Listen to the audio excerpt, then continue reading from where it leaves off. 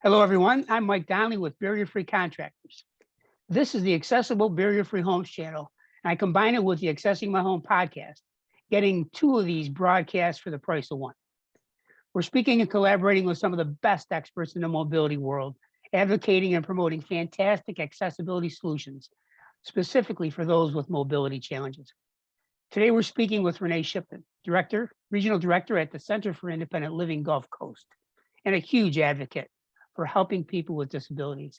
Well, Renee's an expert on a myriad of mobility challenges, experiencing firsthand within her own family their dramatic need to help and help others. So Renee, thanks for doing this with us today. We really appreciate it. Thank you, Mike. It's great to be here.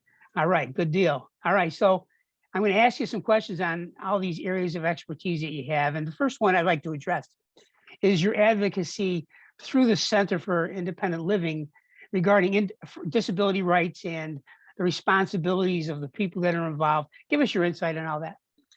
Absolutely. Advocacy is what we call one of our core services. And so here at the Center for Independent Living, we provide both individual advocacy and what we call systemic advocacy. So first, individual advocacy, as much as it sounds, is just that. We are helping individuals who might be perhaps denied access to a service, a product, or a building, perhaps. And we help them to learn what their rights and responsibilities are and how they can navigate filing complaints or looking for ways to rectify the barriers that they are facing. So we believe it's important for individuals to learn to speak for themselves first and do that self-advocacy. We don't necessarily take on people's battles and go fight them for them. We're looking to teach individuals with disabilities how to fight the battles for themselves with the goal that they help others then turn around and share that knowledge and experience with others who could benefit from their experiences. So that's our individual advocacy. It can go for anything for, once again, if somebody's been denied access to a program, a service, or not able to get in and out of a building, whatever the complaint might be. Then our systemic advocacy is working more within our system-wide, so affecting more than just one person with a disability, things that maybe impact an entire community of people with disabilities.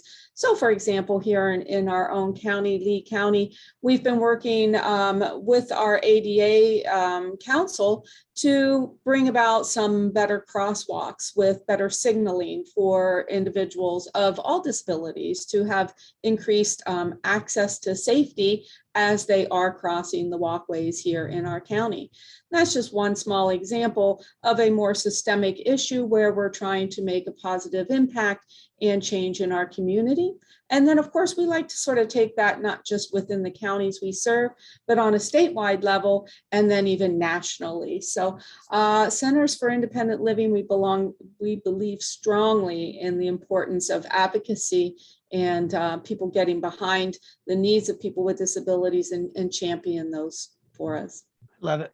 Okay, I have firsthand experience with this employment and training scenario that you have with some of your youth. Jose and I came in and worked with a couple of your people, which I thought was fantastic. Talk about the employment and the training that goes into to helping some of these folks with disabilities, some of these more than eager youth learners out there that want to participate. Well, we believe that the youth are our future, right, as they are. And so we believe it's important to train them up with, the motivation of the attitude that I can and I will. And so we do what we call career camps for students with disabilities that range from the age of 14 to 22. And those services are free for them to come in. We have one starting up next week, as a matter of fact. I believe it's focusing on the animal industry, as we have a lot of young people that are enamored with pets. And so we have all kinds of different environmental kinds of people coming in to talk about the different kinds of animal care that could be involved.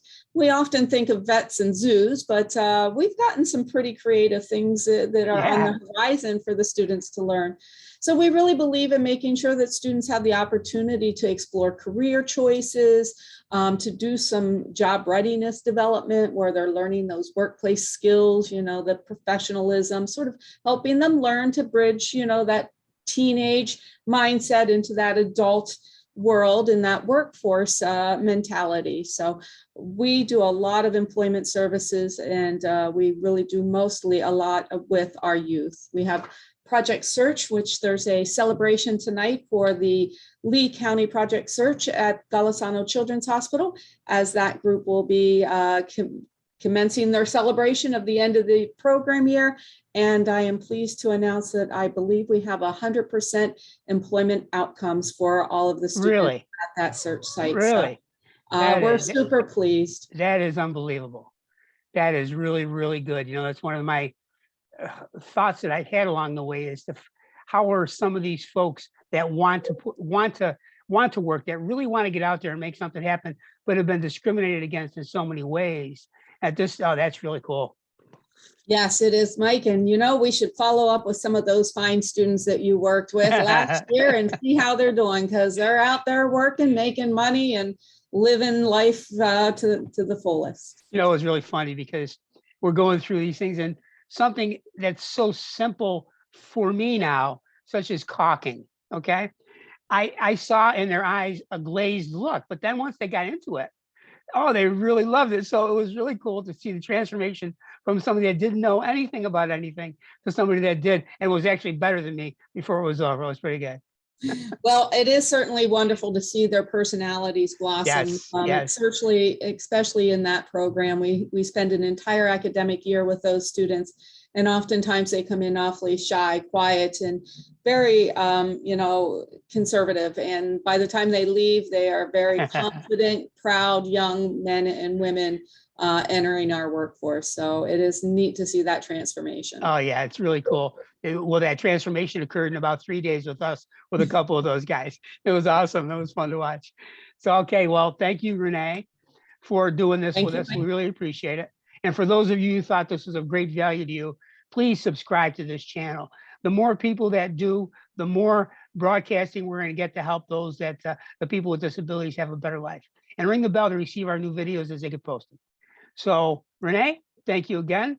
My pleasure. And thank you so much for everything you've done. Mike, it's been my honor and pleasure. Thank you so much. Okay, be good.